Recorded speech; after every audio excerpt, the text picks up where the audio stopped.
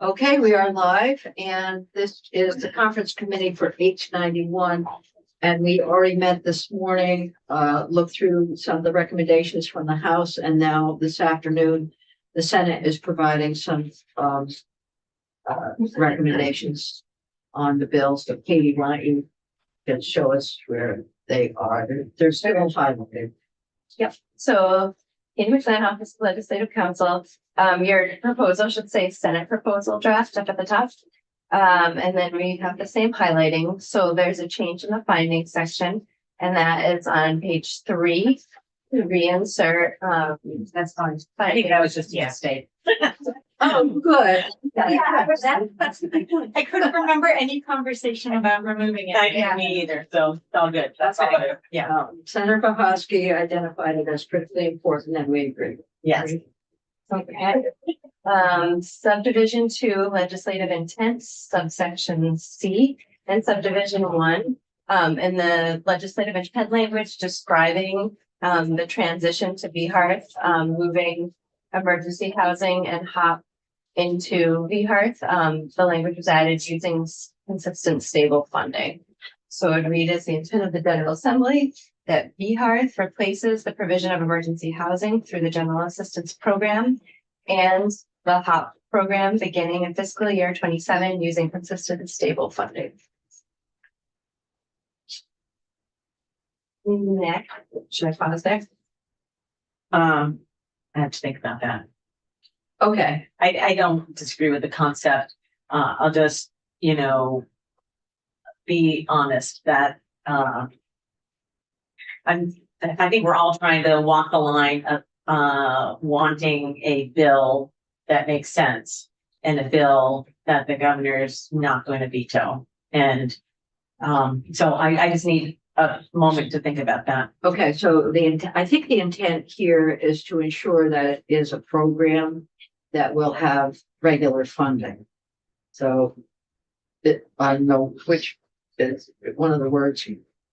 So we might just propose something. Okay, I just need to think about that a little bit. Okay. How long? Let's get through all your changes. All right. And we'll see if I need to. Okay. I'll let you know how long after I see the other changes. Section 3. I know what you're trying to do, and I appreciate it. And okay. Section 3 is the portion of VHART taking effect July 1, 2025. I don't think we have any changes. Oh, we did have a change. This is the Regional Advisory Councils. I'm on page 7, subdivision 1. This is the Regional Advisory Councils in the list, the shall and may list. So in subdivision 1, statewide homelessness organizations has been moved from the may list to the shall list.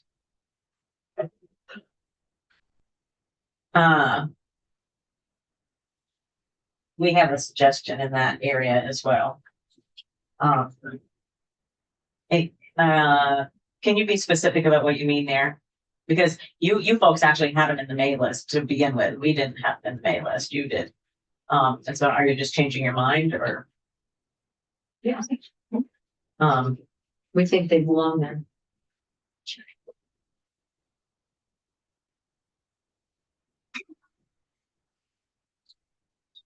Can you tell me what organizations that you're thinking of here? The Alliance for Homelessness. Which one? You would think that they're going to be at each advisory council meeting in all 5 regions. They may have representatives who can do that, and they may not.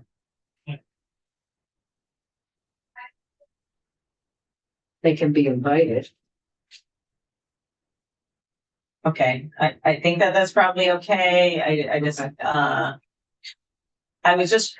honestly, we were trying to go with the concept that you had created about the regionals being at the region and then other people consulting with as needed. Okay. I'm not sure it's necessary at the. Okay. But let me just tell you the other thing that probably the same person that was talking with you about this was talking with us also. So under local housing coalitions. So in Chittenden County, the CoC is the local housing coalition, but they don't call themselves a local housing coalition. So, so there was a suggestion that we say local housing coalition or local continuum of care serving as the local housing coalition. That might work. That incorporates the differences between what happens in Chittenden County than what happens in the Other rest of the places. state. Yeah, You're right.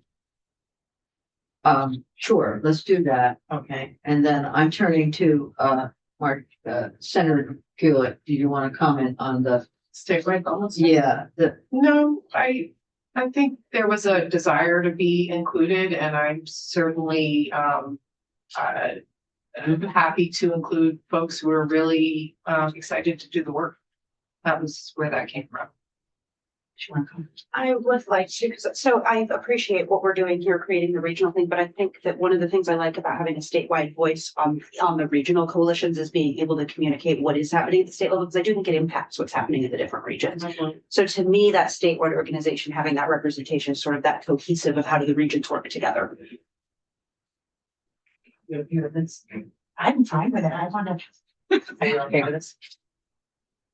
Yeah, and when I say the statewide housing, some of the communication, though, that can be tied up is having the, the field directives that are going to be involved at each region too, are also going to be able to keep that communication tight. And I want to leave off the question I was asked, how many state homeless organizations are there?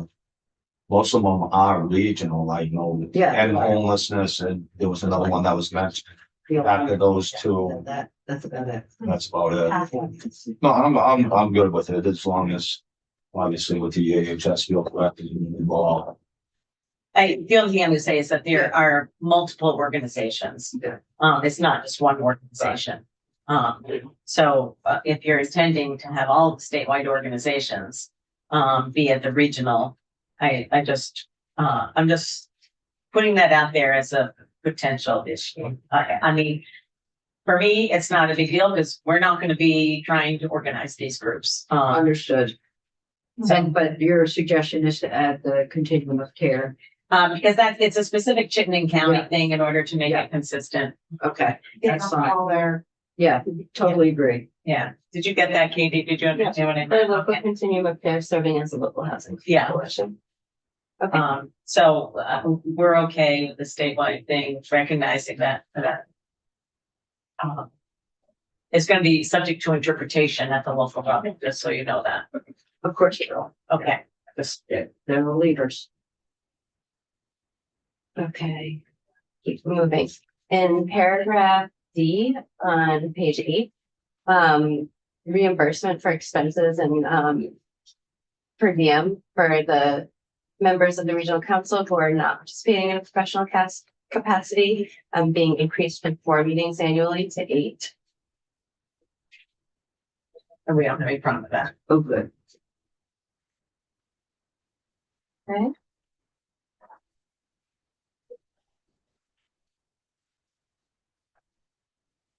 Okay, page 14. Use of hotels and motels. The language about shelter beds, some of which may be population specific, it has said shall be. On page 15. Subdivision D1. This section had a longer phrase attached in, shall ensure relevant support services established for subdivision. 2206B1, it had referenced specifically in conjunction with emergency shelters, and that language has been removed. Okay. Yeah.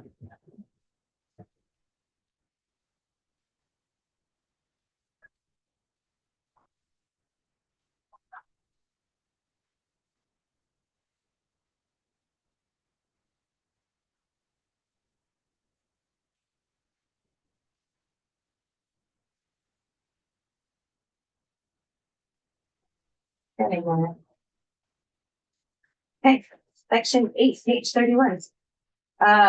So this change in subdivision 1 takes the 515 that the House Conference added out of this first number. So it goes back to the Senate number of 5.085.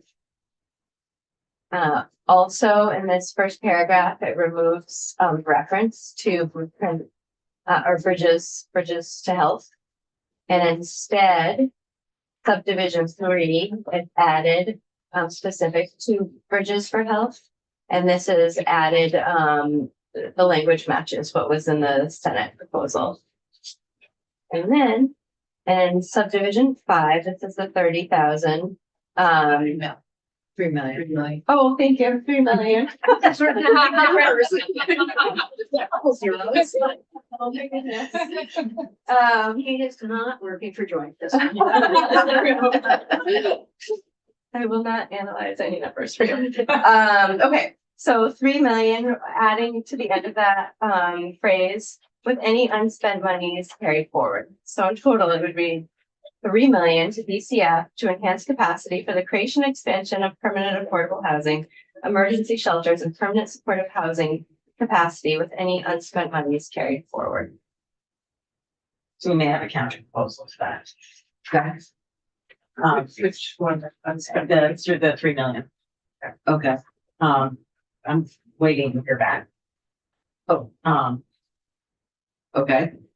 It's sort of apropos to your thought this morning that there may be flexibility to remove that $3 million. Okay. So I'm just waiting for a little bit of word. how long are we gonna wait? Not very long.